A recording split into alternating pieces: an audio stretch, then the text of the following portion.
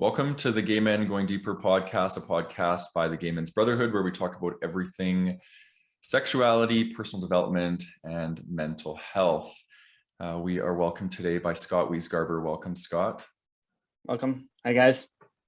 Good to have you here, another fellow member of the Gay Men's Brotherhood. So it's great to have you here. Today, we're going to be talking about fitness, nutrition, and mental health, and how they're all related and interconnected. This podcast will be for you if you're somebody that really enjoys fitness, really enjoys nutrition, you take good care of yourself, but there's also this element of how this stuff impacts our mental health. What is the motivation and intention behind why we are engaging in fitness, why we're engaging in nutrition? And so we're going to unpack it from the gay men's perspective, and we're going to be tapping into Scott's expertise in this area, and as well as mine. So the questions we're going to be exploring are, each of us are going to have an opportunity to share a bit about our story, how we got into doing this work around fitness, nutrition, coaching, and mental health. We're going to talk about the relationship between fitness, nutrition, and mental health. How come gay men are so concerned about physical health and appearance? How does this obsession with appearance impact mental health? The difference between approaching health from feel good versus look good mentality, and how can we find more balance in our relationship between mind and body. So we got a lot of good stuff for you guys today. I want to just take a moment to tell you a bit about Scott. He is a nutrition coach, originally born and raised in Regina, Saskatchewan, and moved to Calgary, Alberta 15 years ago, which is also where I am. Big up Calgary. To be closer to his sister and find a path in his life. Over that time frame, Scott found a passion for fitness and entered the gym world to gain more knowledge on how to help others. Since then, he did some schooling while working for the gym and is now helping others around take back their health and build better lives. Outside of work, Scott continues to live and breathe the active lifestyle, and you can either find him in the gym, crushing the next fitness goal, or spending time with his friends. Scott also loves to cook and learn new ways to improve not only his own nutrition, but others as well. So that's awesome. So we have a very similar background, Scott. So I'm excited for this conversation today. Yeah. So do you want to start with a bit more about your story, kind of extending off of what I just shared, and what got you into doing this work? Sure. Yeah. So like I said, I moved to Calgary to kind of find my way forward in life, and a few jobs here and there. Then one day I just saw some guy running down the pathway there, like fully like jacked and ripped and all that stuff, in really good shape. So I entered the supplement industry first before I moved over to Gym World. Once I got into Gym World, I've been with the same gym for 8 years. I still continue to work with them part-time. It's not my main priority job anymore, but I work with them part-time while running my own business. I got into the industry just because my family has a huge background, like health issue wise. So I didn't want to be in those type of situations. So I got into the fitness. I was a toothpick. I thought I was going to blow away in the wind. Most people thought I did. So then I just improved my health. My posture got better. I started to feel better, and I slept a lot better. Then I'm like, okay, well, I want to help others too. So that's where my nutrition certification came into place. And from there, it just developed over time, and gaining the experience working for the gym was great too. So how about yourself, Matt? Yeah, thanks for sharing your story. I appreciate hearing that. So my background is in counseling, and I did that for about 10 years post-graduation, and I just burnt out from it, and I decided I wanted to take a bit of a hiatus. I took about a 5-year hiatus to do fitness nutrition coaching, and that was always my kind of like second passion. I loved fitness, loved nutrition. I was always exposed to that as a kid. Both my parents were into bodybuilding growing up, and both my parents were very image focused. about how they looked. And so I kind of internalized that from a young age, just being really hyper focused on how I looked and my appearance. And that was a huge motivator for me getting into fitness. I remember when I was quite young, seeing bodybuilders and seeing all these perfect physiques. And I had a ton of magazines of bodybuilding and men's physique and stuff. And I was very much socially conditioned to kind of obsess about my body. And I developed this obsession with my appearance and with working out, and I got a lot of validation for that. So I'm hearing a difference in our story. Yours seems to be a little bit more altruistic and like focused on health and wanting to, those were your motivators. And for me, it was very much the opposite. It was a little bit more superficial. And what I noticed is that over the course of like just training and being obsessive about what I was putting in my body, a lot of my worthiness and value was determined off how I looked and how my body looked. And I didn't realize until later how much I was motivated by shame and a lot of the inadequacy. I think I didn't feel good enough. So I was always trying to kind of make my body look a certain way and trying to, perform at the gym for validation and these sorts of things. So it was almost like I became perfectionistic around that. It got to the point where I was competing as a men's physique competitor, and I competed or prepared for about a year for my first show.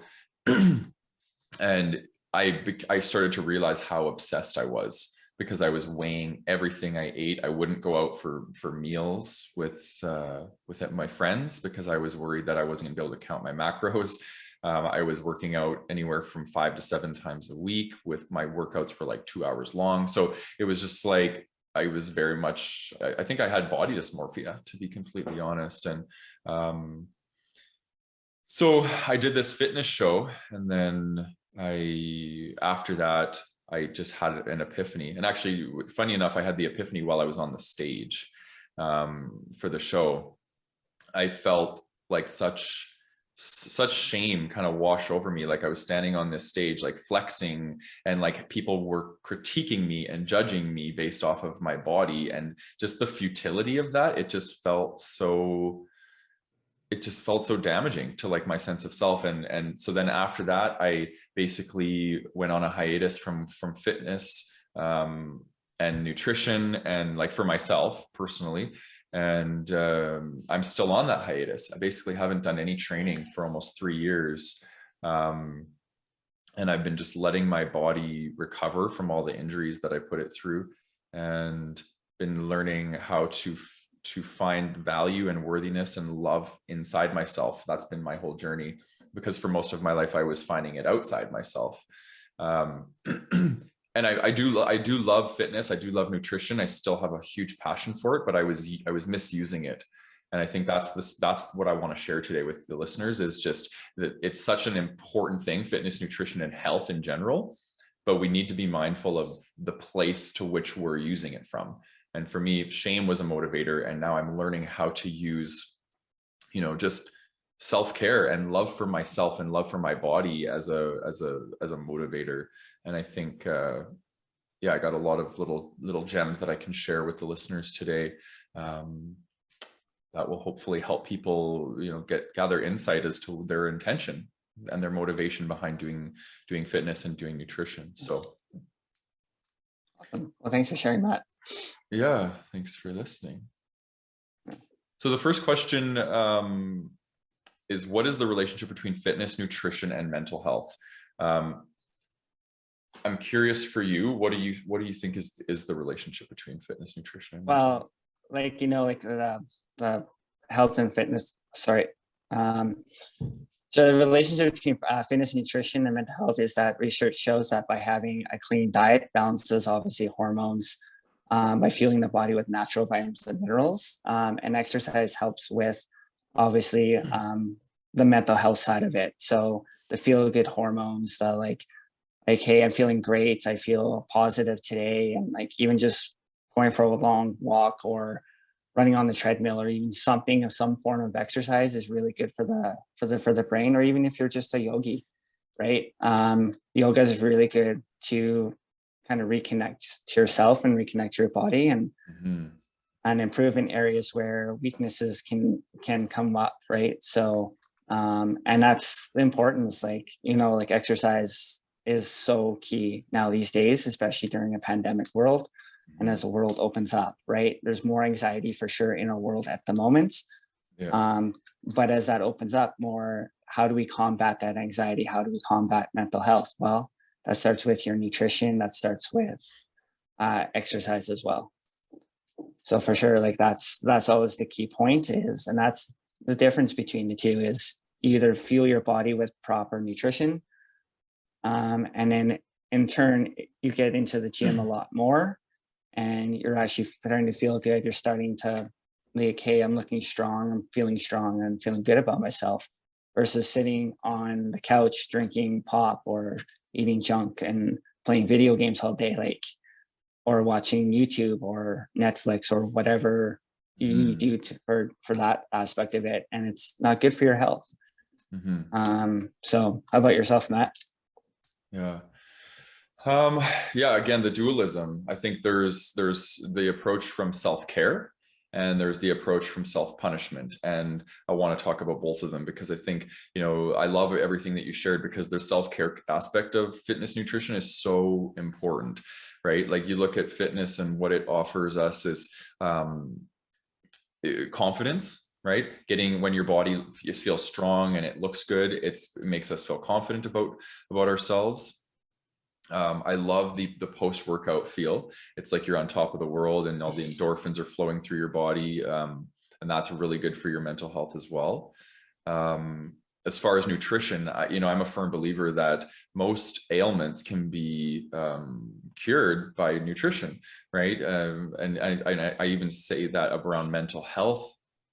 You know, people with ADHD, these sorts of things, mood disorders, you know, eliminating sugar is there's a lot of research that shows that eliminating sugar can have a direct impact on your mental health. Same with alcohol, right? Like that's got to be included in the nutrition plan too, because alcohol is directly related to mental health as well. So I just think that when we start to approach our fitness nutrition goals from a place of self-care, it's really, really going to attribute to a positive mental health. And I think the self-punishment aspect is when we are more rooted in shame and inadequacy. We tend to use fitness and nutrition as ways to try to accomplish all those things, right? The feel good hormones, look good, feel confident, have good self-esteem, to attribute to our mental health, but it actually has the opposite effect, in my opinion and my experience. I think when we're so hyper focused on results and numbers and how we look, I think we can easily become caught up in this whole kind of like rat race of like, it's not enough, I'm not enough. That's kind of the what shame says, right? Something's wrong with me. Inadequacy says I'm not enough. So we're constantly doing more, we're working out more, we're, you know, and we stop listening to our body and we are just pushing ourselves to maybe limits that our body doesn't want. And that's what happened to me. And I had so many injuries in my body because of that, pushing myself and not listening to my body, that it became, you know, look at them now, I'm on a 3-year hiatus and I still have injuries that are healing because I had injuries that I was ignoring for almost 10 years. Right. And the body needs a lot of time to repair from that. So, so yeah, I think it's, you know, again, it's a double-edged sword. We got to really be mindful of the intention behind why we're engaging in that. So, all right. So I'm curious about your opinion on this. So how come gay men are so concerned about physical health and appearance? Well, like, you know, working in the gym, I see a lot of times people come into the gym and they're they see the guy who's a CrossFitter or a bodybuilder and all that stuff, and they have all these people around them that are like, oh, like, good job, like, they have a lot of people that support them and congratulate them and all this stuff. And then we end up falling into that trap of where it's like, oh, well, this guy has this many people around him, why can't I have that? Or, oh, it's because of his body. So we start to compare ourselves to other people rather than going to our goal. Why did we step into the gym for the first place? Why did you join today? Why did you join yesterday? So on and so forth. What brought you into the gym? That's the biggest thing that people need to know is, why are you here today? Why did you show up today? Why today? Why not 5 years ago? Right. And then we see that person that we want to look like, and then we start comparing ourselves to that person. And what I have found in the community, gay men specifically, they look at bodybuilders, they look at CrossFitters, and they don't understand that these people spend, like you said in the beginning in your story, 2 to 3 hours a day in the gym, 7 days a week, training for their next thing. And that's where we compare ourselves to those people. They don't realize that it's not going to be an overnight fix. Like, you don't wake up one day and be like, oh, I'm a bodybuilder, right? That takes time. And so then we start comparing ourselves to other people, which is not a good mentality. You should go into it wanting a goal. Like, I went into the gym world just to feel better and to look better. Yeah, I might have saw the guy running down the pathway fully like in good shape and stuff like that. I didn't want to be jacked like him. I just wanted to feel good, right? And that's why I joined the gym, is to feel better about myself, right? So we just got to stop comparing ourselves to other people and really focus on the goal. Why are you here today? What is your goal? What are you trying to compete? What are you trying to achieve, right? Yeah. And how about yourself, Matt? Yeah, I love what you said. It reminds me of I had the exact same experience. I was very, very skinny. I was an ectomorph as a kid, and that was one of the main reasons too for getting into the gym, is because I hated my body. I always looked so skinny. I hated looking in the mirror and being surrounded by all these big beefy guys in my life. I was like, I need to beef up. And I knew I was gay. I knew I was sensitive, and I hated the feminine aspects of myself. So when I was skinny and slender, I felt feminine, and I was comparing myself to these guys, which made me feel even more feminine and inadequate.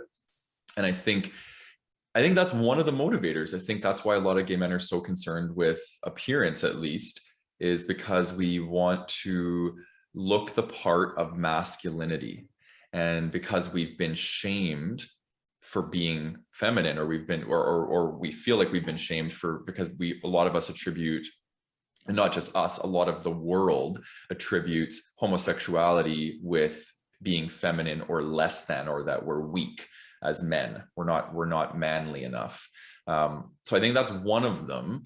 I think the physical health component, I think some gay men might relate to this, is the HIV/AIDS epidemic or pandemic.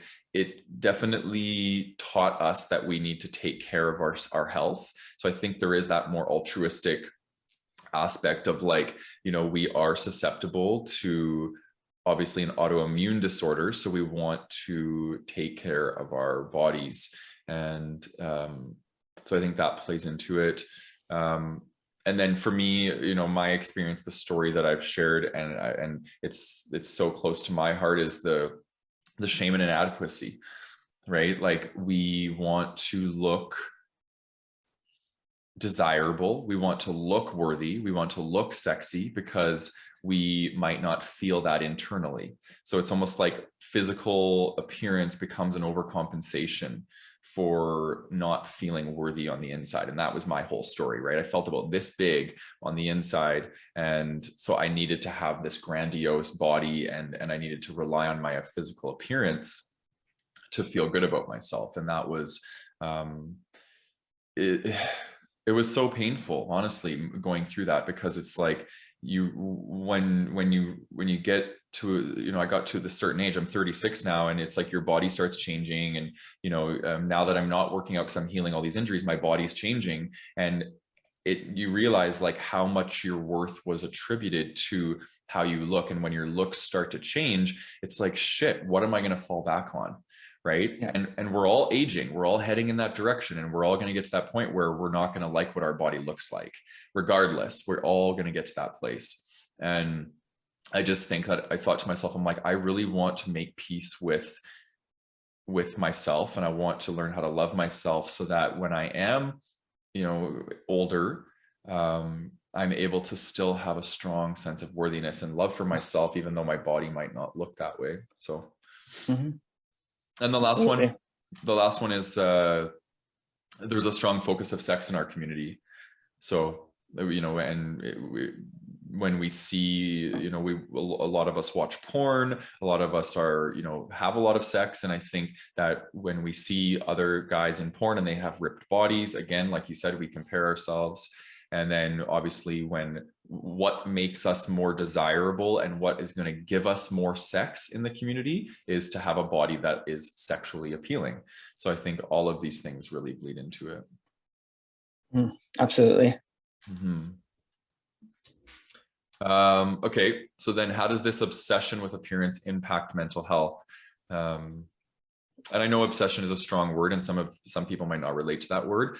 For lack of better term, I think just, you know, and there's probably some projection there, because for me, it was an obsession. I was obsessed with my appearance. So Yeah, for sure. Like, I mean, obsession is with anything, right? You can be obsessed with, you know, sex, you can be obsessed with fitness, anything like that. And what people don't understand when it comes to the fitness and nutrition aspect of it is every single goal that you do in the gym starts in the kitchen, not in the gym. So what I do find is a lot of people come into the gym world and they're working out like hardcore, like an hour and a half. And you can see that they're physically drained. And then they see someone like, you know, like myself or another trainer can work out for an hour, has the appearance, has the health down packed, and they're able to recover. So that's where most people make the mistakes. They think it's all in the gym. In reality, it's actually in the kitchen. Now, obsession can be in the kitchen as well too. It's what you eat though too, right? So the rule is always try to eat a more balanced diet in the kitchen. So eating one meal a day isn't going to get you to where you want to be health-wise, right? So you need to fuel your body. So we need to start focusing on being more obsessed on our diet a little bit more, and then more on the clean diet aspect of it. That's where I kind of come in and I teach people to be like, okay, so if you eat this versus sugar, right? Versus this, you'll feel better. If you're craving the sugar, then have an apple, have like fruits, something that's more natural. That's where we need to be more obsessed on. And I tell people, like, don't go work out and then go to McDonald's. It's not going to work.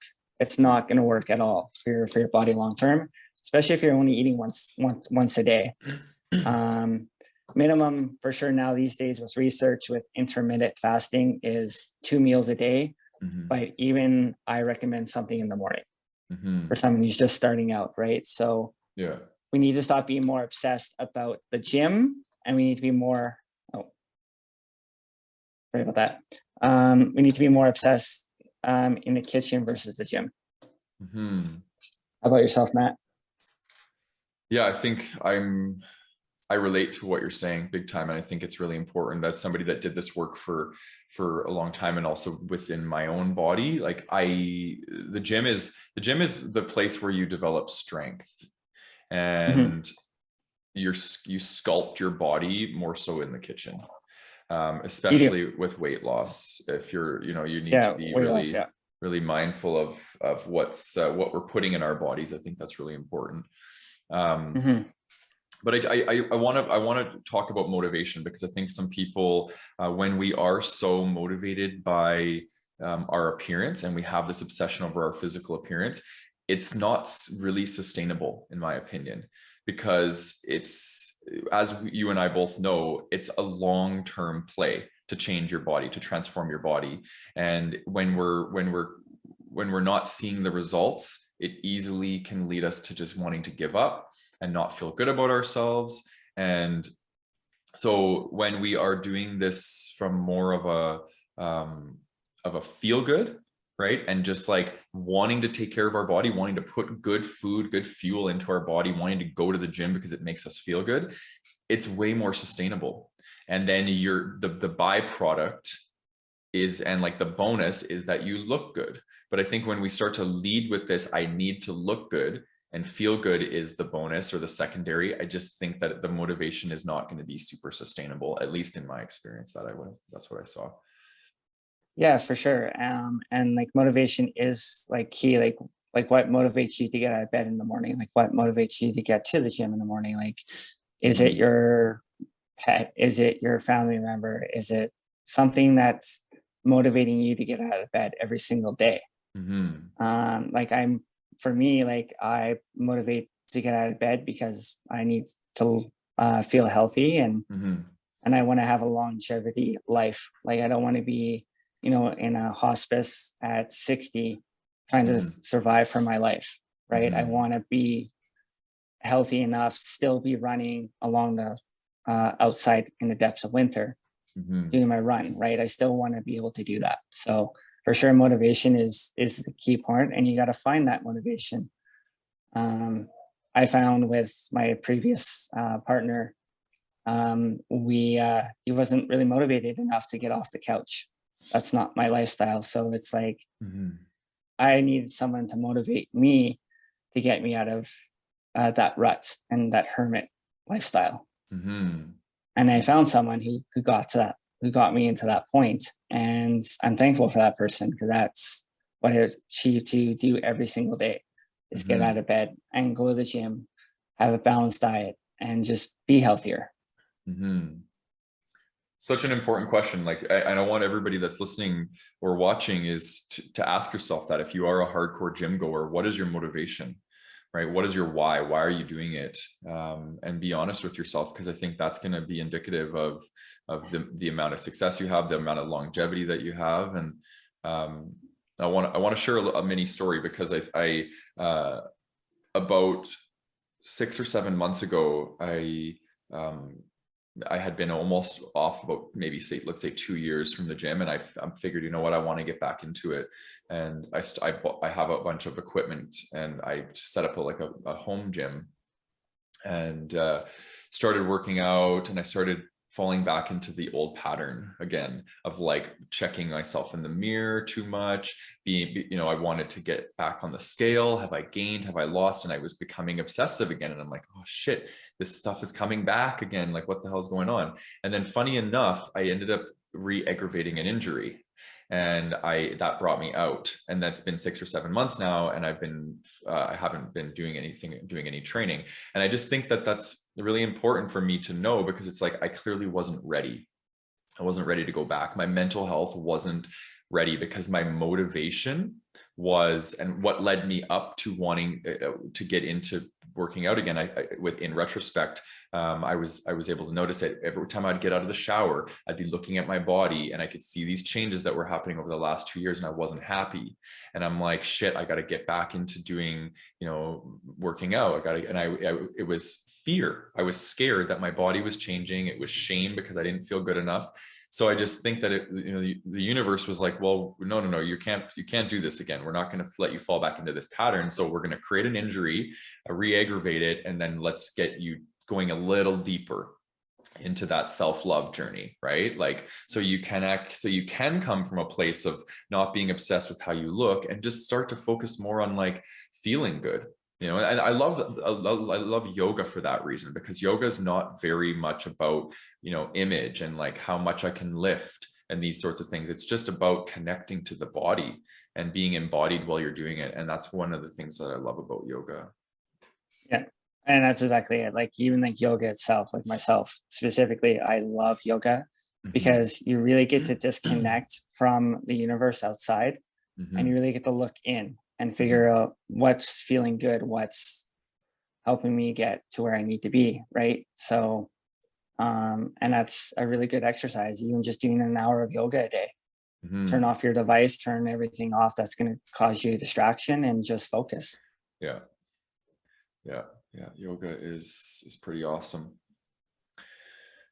All right. So the difference between approaching health from feel good versus look good mentality. I think we've kind of talked a lot about this, but is there anything else that you wanted to add to this? No, like I have nothing really else to add to that. We kind of did kind of go over all that already, unless you wanted to add something in there, Matt. Let me see here. Um, okay, I'll say this. So feel good and look good. I would say look good is more performative and feel good is more pleasure based. And I love Mhm. that distinction between performance and pleasure, because performance is, or performative is usually more about being other focused, and pleasure is about being self-focused. And I think when we are coming from a place of look good mentality, and that's our motivation, it means we're being very other centric. We're focusing too much on what other people think. And that was my experience for sure. So I asked myself this question. I'm like, if I was the only person on this planet, would I give a shit about what my body looked like? Would I care about doing my hair in the morning? Right? Yeah, Like, I do this because I want other people to perceive me a certain way, right? So, and there's absolutely nothing wrong with that. We're social creatures. We want to be performative. We want to impress. We want to please others. That's just part of our nature. But I think for me, I was so focused on look good, and I was very other focused, that I had lost connection to myself.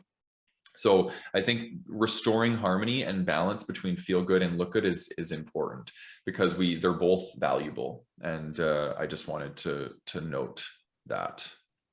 yeah, absolutely. Yeah. Okay, last question, which is a big one. We'll kind of give the listener viewers some things to help restore balance that maybe they've lost between their mind and body. So how can we find more balance in our relationship between mind and body? Yeah, so being very spiritual, so meditating is a really good tool at the end of the day. Having a regular routine for sure will help big time. Like if you're an early riser in the morning and you're like, yeah, I'll go to the gym at 5 in the morning. Like power to you. Like that's a lot of people do that here in the gym world. They get up at 5 in the morning. Mhm. So just finding a routine and just going with it and being okay with failures and being okay with, I don't feel great today to do weight training. So just have a little bit more balance, like do cardio or do yoga or something. So just find what works for you and go on off that versus just trying to again go back to like, oh well, if I don't work out today, I'm not gonna look good tomorrow. Right. Mhm. So just find the balance, just be okay with it being okay. Like Mhm. how about yourself, Matt? Yeah, I think that's such a key word, balance, because I think, and there's different ways to achieve balance. I think oftentimes people think balance is like walking this line and just staying on that line. And for me, it's, if you can do that, great. But for me, I'm more of a black and white person. I swing on the pendulum. So it's like, I'll indulge in this side, and then I'll swing over and I'll indulge in this side for a bit. And I've kind of always been like that. So, but some of the things that have helped me restore balance, because I had an overconnection to my mind for so long. The first one is connect to your felt sense more often. Felt sense is essentially sensation, right? Our sensations in our body, and connecting inward. And those are like the things that are like whispering to us about what we need, right? If we have sensations in our body, like it could be tension, it could be stress, it could be excitement, expansion, constriction, any of these things, they all have meaning. And when we're connecting to our felt sense, we're listening to our body more, and we're allowing that to guide our path, as opposed to just being mentally governed. And And I just think that that's been really helpful for me because, for example, like I listened to my body when that injury got re-aggravated, and I chose to not continue because I'm like, I still have some work to do because my body was trying to communicate to me. But for so many years, I wasn't listening to my body. Do things because they feel good. We talk about performative versus pleasure. Well, how often are we just doing things because we want to, because it feels good for us? Right. And I think that's such if you're engaging in fitness and nutrition because it feels good, I think it's going to just be so much more. It's going to be it's going to be more of a pleasurable thing. You're going to enjoy it more. You're going to be able to sustain it more because it's something that feels good. Right.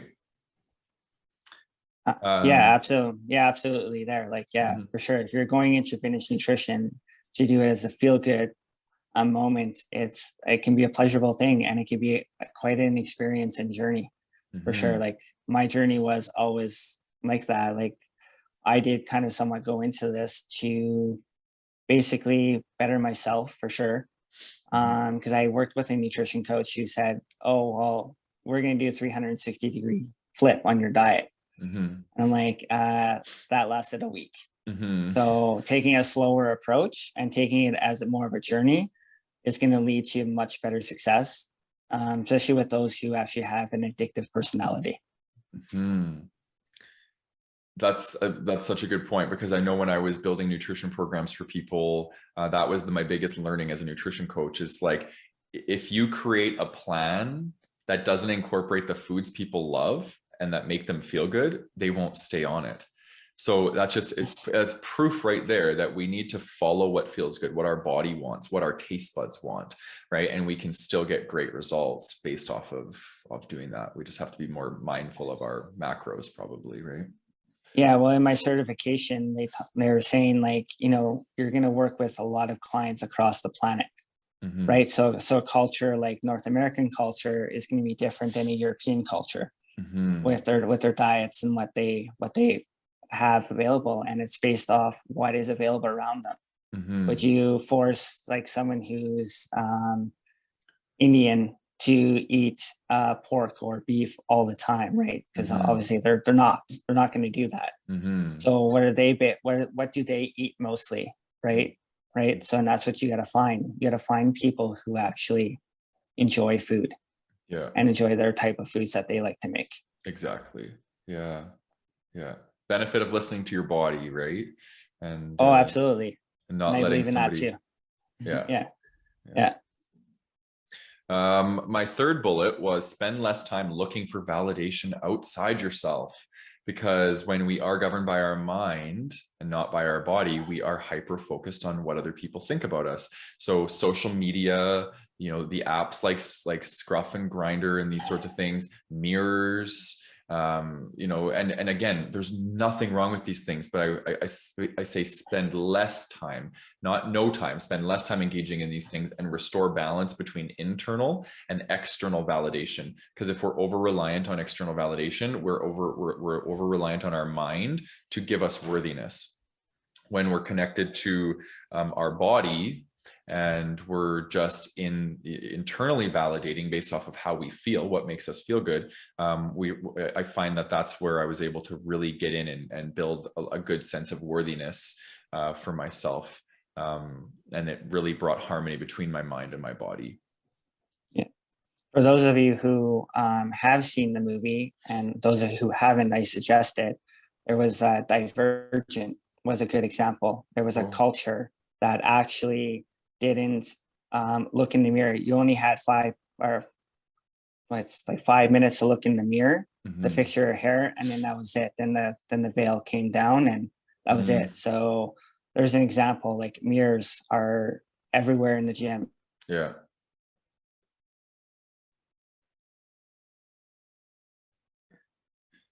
Yeah, I think something that can be really cool is to try like a mirror cleanse. Take a week and don't look in the mirror, or limited time looking in the mirror, I think can be really beneficial. So you get up in the morning, you check, whatever, do your hair kind of thing, and make sure you look presentable, and then that's it. You don't get any more time to look in the mirror throughout the day. can be definitely something of value. And then the last point I have here is less measuring results by numbers or images and more by how you feel in your own body. And I think we've said a lot of this. I just think that when we're so hyper focused on what the scale is telling us or what our photos are showing us, again, we're just pulled out of the body, and we're governed by comparison, because it's like, when you're on the scale or you're looking at pictures, like what's your reference point, right? Who is your reference point? Who are you allowing to come into your psychology and say, I need to be like this or else I'm not good enough, right? That's important to note. So I'm curious, what are your thoughts on that? People using measuring sticks. I think it's good. We need both, but when there's an overemphasis on measuring by numbers or images, yeah.